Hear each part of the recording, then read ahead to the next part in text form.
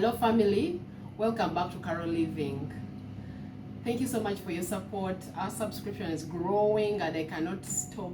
Extend appreciation to everyone that has subscribed. Thank you so much for your support. Thank you for supporting our muffin launch. It's been received with such great gratitude and we're just glad that we're able to add value to your snack line, to the things that you need in your house to just empower your life and also just, update the way you feed.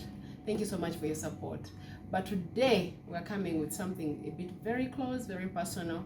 I've been asked by so many people that have engaged with us both online and also personally, why Carolliving? And I thought that I'm going to go into the journey of just to share my personal experience, why I started to do this that I do, the Carolliving show, and also just the vision that I am like the future of what we envision this to be. It's very, very personal, it's vulnerable, but why not? I hope that I can bless someone out there and just encourage them in case you want to, anyone who wants to do a side hustle, or you have a passion on your heart and you want to actualize it in how can I extend my potential or passion, or the formal job that you do, how do you extend your potential out there beyond a confined space? So I'm going to start from the beginning. I have always been one person. I've grown up loving how to cook, loving how to decorate. I've always been a plant lover. I love the flowers. I would always be the one to do the lot of the flower gardening when I was growing up in my family home. My mom can attest that I would always go around looking for flowers in the neighborhoods to see what is new, what can I input so that we can have simple flower beds as in our home. And those would be they would form the backdrops of the pictures we'd take. Remember when the cameraman would come around and take those pictures in front of flowers? Those would form the backdrops. Yeah, at that time I was just innocently passionate about things, but I have always known that those are things that resonate with me. I have creativity that I've always found ways in which to channel it. Yes, my day job, I am a civil engineer, and make no mistake, I love it. I love what I do. I love that I'm able to express my creative self even in the engineering space. I've been so much involved in buildings and construction in my former job. Of course, I work with an institution, and yes, I haven't projected so much of the projects that I do for my former job, because it's not my, the projects are institution. They are not so much of me, and there are very many stages for you to be able to just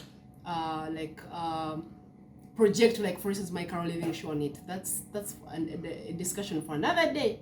However, I just want to share my passion. I love my day job as an engineering. I experience creativity, innovation, I experience nuances every day, and it's just great to bring solutions to our living environment as a civil engineer. But I also love to cook. I also love to interior design. I also love to do flower gardening. I love lots of things, but I just thought to myself, how do I extend myself beyond what my formal job space offers and still love it? I also asked the question, when this formal job is done, the retirement question, what am I going to do beyond the formal job? Retirement does not mean you're done with work. It just means how will you make yourself still extend your potential beyond the formal workspace. The formal workspace for many places, it offers up to 60, most commonly up to 60 years of age, and for many, and that's maybe government, for many corporate organizations, sometimes you may even not get that advantage of going even beyond 55. They may just say your contract ends maybe 55. They're like, oh, let's find someone young. But people don't stop having potential even if they are graded as expired. Maybe let me use that if it's a harsh, or retired. So I just thought to myself, beyond the formal space, what am I going to do? And I thought, I don't want to do something that I'm just trying an era when I'm 60. You cannot know how it would unfold. You're 60, you've earned maybe a pension, and then you're using it to start something new that you have no idea about. So I said, you know what, this is my time. I dreamt it for a while. I can't say I just thought it and did it. No, I dreamt it for a very long time. My sisters can attest that I would always tell them, and I think at some point they're like, when are you going to start? You've spoken about it forever.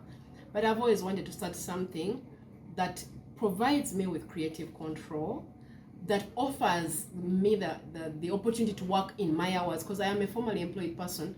I have an 8 to 5 job. So it means that my hours when I can do this have to be flexible to that's already earns me a living. It's my primary living earner.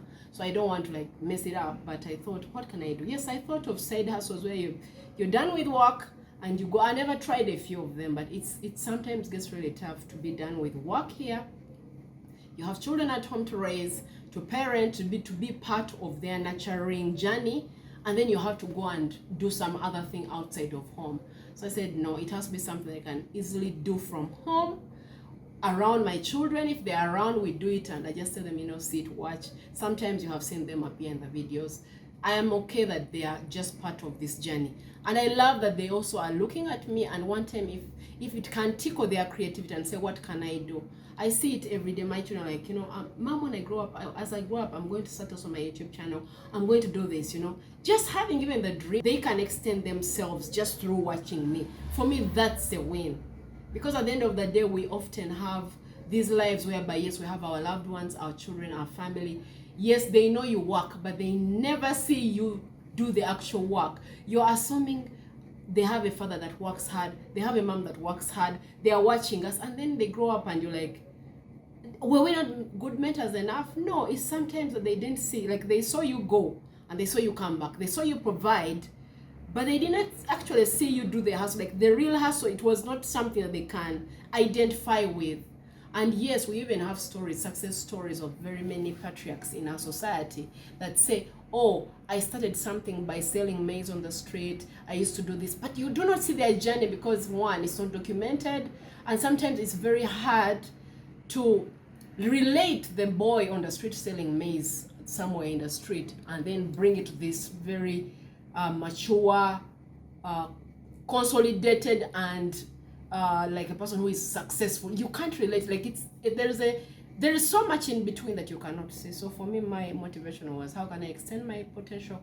How can I extend my passions? How can I extend my, like what I dream of every day? Even the engineering, I can extend it through offering more, but by doing it at my pace, within my time and within my space. So this space that I shoot in is my home actually. So I thought I was going to do something that during I can say one weekend, like today is a Saturday, we will shoot something and I put it out there. Of course, the vision is bigger than just what I'm doing. I'm extending what I know, because I know there is someone out there who has a challenge in the way maybe they are making meals, and they could benefit from knowing. They could benefit from knowing how to do it without me going to their homes. I'm able now to extend my talents or skills or a lesson to somebody cooking somewhere without going anywhere. I just do it here, and then it's a legacy. Like I will extend it. One time my son was in another place, actually they had traveled with the dad, and he said, Mom, I wanted to make something. And then I remembered, how did Mom make it? Then I just went to your video, I watched it and I made it. That alone tells me that there's many more individuals than even can animate. You may not engage us on YouTube, please engage in the comments. That you try out things. At least I've been told by many friends, I tried out this and it actually worked out. It used to give me a hard time. So that's me extending my lessons to people's other spaces without me moving away from my home. And that's a benefit to society, it's a benefit to my loved ones, it's a benefit. My grandkids will see me cook. Possibly by that time these dishes are going to be obsolete. They will see us decorate. They will see traditions that maybe in their time will have like run the course of time, or they will look dated, but it can form a part of inspiration and even a foundation of where we have come from as a people. Yeah, so I just want to extend my potential, extend myself. I wanted to think about retirement now when I'm still in my late 30s. I'm about to reach 40. I wanted to think about it now. I didn't want to wait until 60. And then I tried to figure out what can I do. If it's extending myself, continuing with my formal, like what I do formally, that's also okay, but I get to think about it now and create that space, curate it, learn, make mistakes, such that by the time I am at that age, I have figured it out. Because honestly, I don't think it's easy for you to start something new at that age. Yes, we have stories like the KFC gentleman, yes, I get it. But it's not easy. It's not as easy as you think. And still in the next videos, I'm going to really be sharing my journey. For now, I just said the rationale. Why did I start Carolliving? It was so I can extend my passions and hopefully commercialize bits by bits as time goes on. I am very passionate human being. I like expressing myself in different ways creatively, and I thought I can do it and still make someone learn from it, but also do it business wise. I'm thankful that moving right now we are 184 subscribers, and yes, it's not easy, but we'll get there, and we'll have the whole commercial side of things in another video. But today I just want to tell you why, and I want to challenge the youth out there. I want to challenge young people out there. Even though it doesn't matter where you are in your life, you can still do something and extend your potential, and do it with very serious simplicities.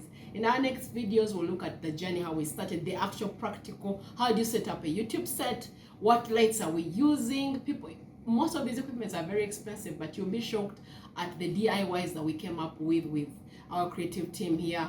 Simon is over there behind the camera, but yes, we came up with some hacks that we can, how can we still achieve something without breaking the bank. Guys, it's possible. So in my next video, I'm going to really go into the in-depth practicalities of how we set this set up and how we are making sure we produce videos at least on average every week. So thank you so much, and keep on this journey. I'm going to share my vulnerabilities. I'm putting myself out there. I hope you can learn from it. Comment below, subscribe, and keep following us on YouTube. Thank you so much.